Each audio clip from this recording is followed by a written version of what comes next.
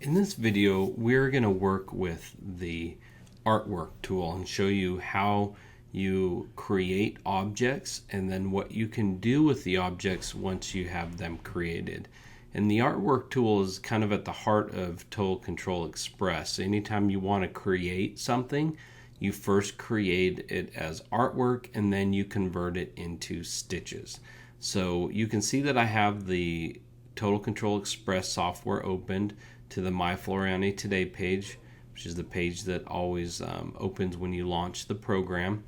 I'm going to go ahead and click on Create a New Design in the lower left-hand corner of that My Floriani Today page, so that it will open up a new design page.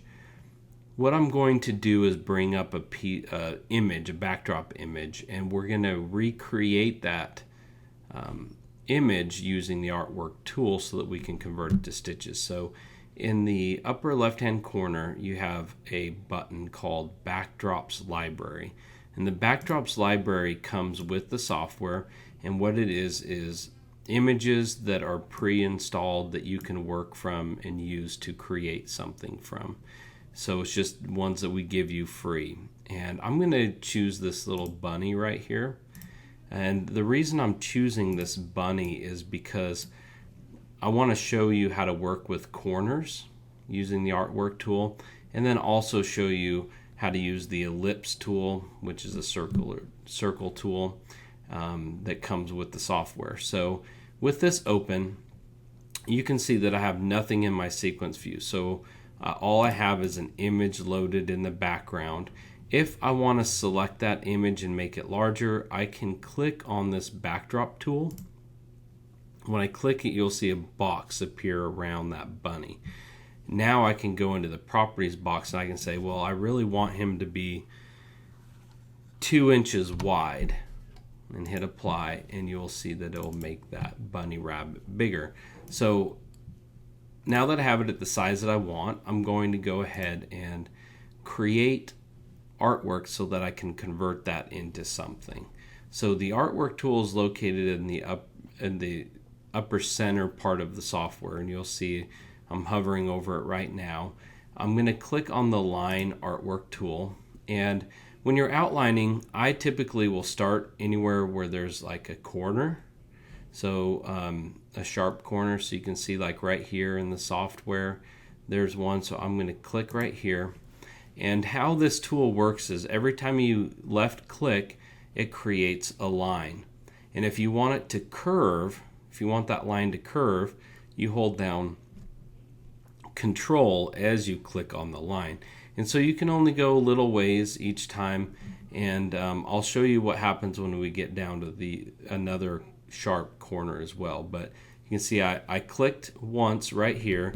And now, since this is a curved shape, I'm going to hold down Control on my keyboard, and I'm just going to start clicking and tracing this design. And you can see that about how far of a distance I can go to make sure that I keep the shape. So when I get down to this corner, I'm going to still hold down Control and click. But watch what happens if I continue to hold down Control and click. Notice what happens to this line. It curves that line, exaggerates that curve, and I don't want that. So I'm going to hit backspace on my keyboard, and I'm going to click here again while still holding down Control.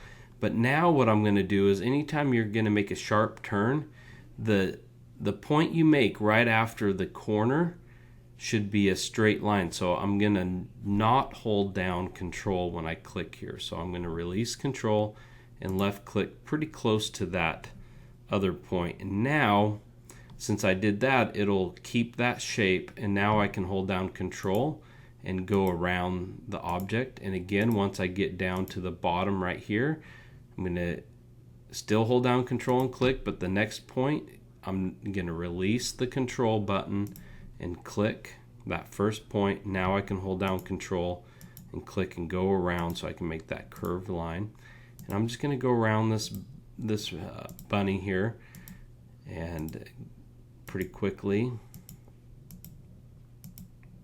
I'm going to release Control and click, and now I'm going to hold Control again I'm holding down control as I click these points. Now I'm going to release control, and I'll hold down control again as I click.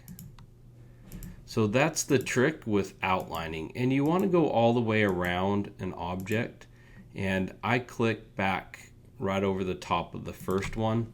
And once you have all the points you want, you simply right mouse click, and once you right mouse click, that lets the software know that you're done, and it generates the artwork. So you can see right now that I have created that artwork. If I want to, I could fill it with color, so I can just show you that we created this outer shape. I'm going to uncheck fill and hit apply again. And so we have the outer part of this rabbit done, but now we need to do the eyes and the nose. And to do that, I'm going to use the ellipse artwork tool, and that's located up here in the upper center of the software. And I'm going to click the little arrow next to that box and choose the ellipse tool. And when I do that, now all I have to do is click and drag over these eyes. And I'm going to start in this corner right here. I'm going to kind of like imagine a line being drawn to the left to where I get it lined up like it's a box going around it, because as I click and drag, see what happens? It creates that circle. And since I created the one circle, got it into position, now what I can do is just hit the copy button and then the paste button, and it will duplicate that. And then I can click it and drag it over, so you can see that I actually have two circles now. And I'm going to copy it and paste it again. I'm going to drag it down over this nose. But once I put it kind of into position, I release that mouse click, and then I'm going to grab one of these control handles and I'm going to make it smaller so that it fits the nose area. So now I'm going to click outside so you can see the shape I've created, the shapes. I'll turn this image off so that it will completely go away. To do that, I select it using the backdrop tool. I'm going to right mouse click and uncheck the show backdrop. When I do that, you can see that it actually hides the image, and you can see the artwork that I have. So now that I have the lines, I can convert this into anything I want. So with this, I'm using the selection tool. I'm going to select the outer part of the bunny, and I'm going to come down to my convert to buttons, and I'm going to convert this into applique, which is the applique button is located right here. It's the green symbol. I'm going to click it, and you will see that it actually creates applique. And if I do a slow redraw, you'll notice that I have a placement stitch, a tack down stitch, and a border stitch. And I can change this border stitch. I'm going to come back up here and select it, come over to the sequence view to select it, and I'm going to change it to a blanket stitch so that you can see the blanket stitch. And one of the other things to point out with the applique is that I changed the blanket, but I can also add a fabric into the background. So if I hit this little fabric button located right here, it will load up fabrics that come with the program. And I'm just going to use a fabric here. Let's do this brown corduroy and hit OK, and you can see that that will actually apply it in the background. Next, I have these circles. So they were all black in the design, so I'm going to select all of them at one time, and I'm going to click on this auto satin button.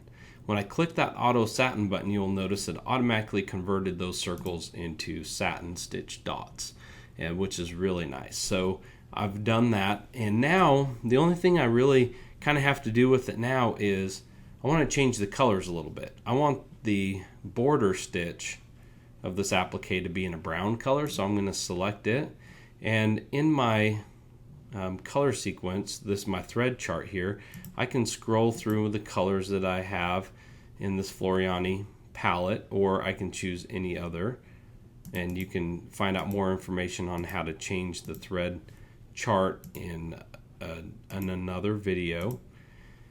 But I'm going to select this brown right here, this Floriani Harvest.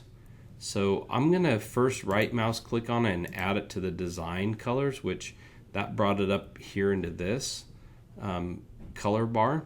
And when I click on it, you'll notice that I get the option of color 1, 2, or 3. And the reason for that is you can control what color you want the placement, the tack down, and the border stitch to be. But since the border stitch is the third thing that stitches out in applique, I'm going to choose color 3. And by doing that, it actually applies the brown to the border. And I can come in and let me select it again, because let's say that I want the placement stitch to be red. If I left click here, I can choose color number 1 and it changes that. And if I hit this fly out here for applique, you will see that I have color 129, 129, and 565. Placement, tack down, border stitch. So the other thing I want to do is I want to select these dots and turn them black. So in my sequence view, I'm just going to click on that color sequence so that it selects all 3 at one time. And then I'm going to come over here to my Find button. It's located in the lower left-hand corner for your thread chart, and I'm going to click on it. And I know that color number 900 is black in Floriani, so I just typed in 900 and hit OK. And now you can see that it brought it up. So I'm going to click on it, and you'll notice just by left clicking on it that it changes the color to black. So it's pretty simple to create things using the line artwork tool and then convert it into stitches. And just to show you some of the capabilities that you do have is I can come back to this applique piece, and I could choose, let's say that I don't want it to be applique and I want it to be maybe a running stitch that goes around the edge. I can do that. I can also change it into a bean running stitch, which those of you familiar with bean stitches will know. And I'll put it back to a single. And I can also convert this into a motif run by left clicking on the convert to run motif. And you can see that it will actually put a motif stitch around. Select it again. And I could do a steel stitch, which is just a defined width satin. You can see that it created that. I could convert it into a fill stitch, so it has a fill stitch around it. I can do a lot of different things. This is a textured fill, which we call a fancy fill. I could even turn it into cross stitch if I wanted to. And I can even go back to artwork that you can see here. But I'm going to put it into applique, and I'll bring up a fabric again. Let's do this burgundy one. Let's do a different one. It's brown velvet apple stitch material. And I can even show you what it looks like to do even a different type of a fabric. So you can see you have a lot of just different options that you can apply to the background. But it's really easy to work with artwork in this program. But the first thing you have to do is create some outlines, and then you can convert it into different stitches. And like I said earlier, when using this artwork tool, whenever you left click, it creates straight lines. Whenever I hold down Control and left click, it curves those lines. So I can go from curve to straight, back to curve by holding down the Control key, release the Control key, and it goes to a straight line. And that's all you have to do to create artwork. And once you have it as artwork, now I can convert it to all the different types of stitches. So it's pretty simple to do, and I hope that that helps. It helps get you started creating stuff. You can load anything in the background and then just kind of trace out the pieces to create the shapes that you need. And we will catch you next time in the next video.